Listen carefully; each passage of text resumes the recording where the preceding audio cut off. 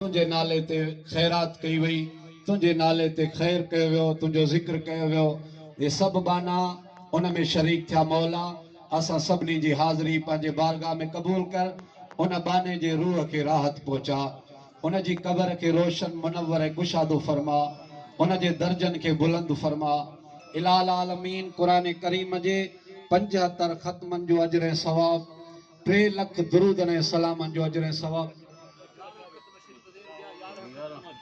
11 ख़त्मनि जो अजर ऐं सवाब, 5 ख़त्मनि जो अजर ऐं सवाब, 4 ख़त्मनि जो अजर ऐं सवाब, जेतिरो बि जंहिं जमात पढ़ियो, जंहिं आंदो, उन समूरनि जो अजर ऐं सवाब, 3 लख दफ़ा दुरूदनि सलातुनि ऐं सलामनि जो अजर ऐं सवाब, यासीन शरीफ़ जो अजर ऐं सवाब, ॿियनि सूरतुनि जे तिलावत जो अजर ऐं सवाब, ख़ैरात ऐं नंगर जे दाणे दाणे जो अजर ऐं सवाब।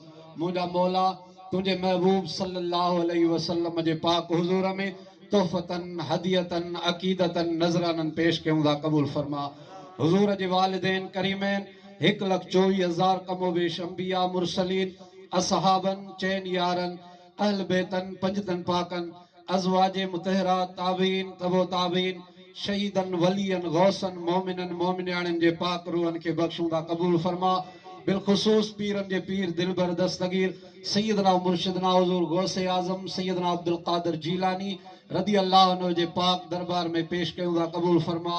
कोटड़ी कबीर जे समूरन बुज़ुर्गन, दरवेशन, वलियन, कामिलन जे पाक रूहन के बख्शूं था, क़बूल फरमा।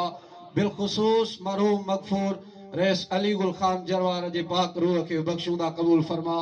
मोहतरम जनाब रईस बहादुर खान, उन जी अहलिया, उन जा वालिदैन, उन जा बच्चा, उन जा औलाद, उन जे खानदान मां जेतिरा बि ही जहान छॾे विया, मौला करीम कुरान करीम जे ख़त्मनि जो 3 लख दुरूदनि ऐं सलामनि जो, ख़ैरात नंगर जो, ॿिए विरदे वज़ाफ़े जो सवाब बख्शूं था, क़बूल फरमा।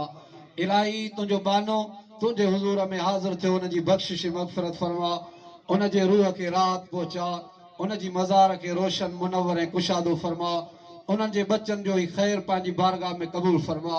इलाही तुंहिंजे बाने जे वॾपिण जो बार उन जे बचे ते रखियो वियो, सभिनी गॾिजी उन खे पंहिंजो चङो चूंडियो। मौला उन खे हिम्मत ऐं हौसलो अता फरमा जा। इलाल आलमीन उन जी रहनुमाई फरमा जा। इलाल आलमीन सभिनी सां यकजहतीअ जो उन खे मुज़ाहिरो करण जी हिम्मत ॾिजा। इलाही उन खे हमेशह इंसाफ़, हमेशह अदल जी तौफ़ीक़ नसीब फरमा जा। ही अंगण जेके असांजे चङे जे अचण हुजण सां आबाद हुया, मौला उन जे बचन जे हुजण सां हिननि अंगणनि खे आबाद फरमाए जा। हमेशह चङाईअ सां, हमेशह अदल इंसाफ़ सां, हमेशह सुहिणनि फ़ैसिलनि सां, हमेशह यकजहतीअ सां इन्हनि अंगणनि खे पंहिंजे महबूब जे सदके आबाद फरमाए जा। अदे मोहम्मद इक़बाल खे हिम्मत, हौसलो ऐं ताक़त तौफ़ीक़ नसीब फरमाए जा। ऐं असांजा रब करीम असां सभिनी जी, असांजे वालिदैन जी बख़्शिश मग़फ़िरत फरमा। इलाल आलमीन सभिनी जे दिलनि जूं जाइज़ नेक तमन्नाऊं पूरियूं फरमा। क़ाल अल्लाहु अज़्ज़ व जल्ल फ़ी शान हबीबी इन्नल्लाह व मलाइकतहु युसल्लूना अलन नबी या अय्युहल्लज़ीना आमनू सल्लू अलैहि व सल्लिमू तस्लीमा। अल्लाहुम्मा सल्लि अला सय्यिदिना व मौलाना मुहम्मद व अला आलिहि व सहबिहि व अहलि बैतिहि अजमईन।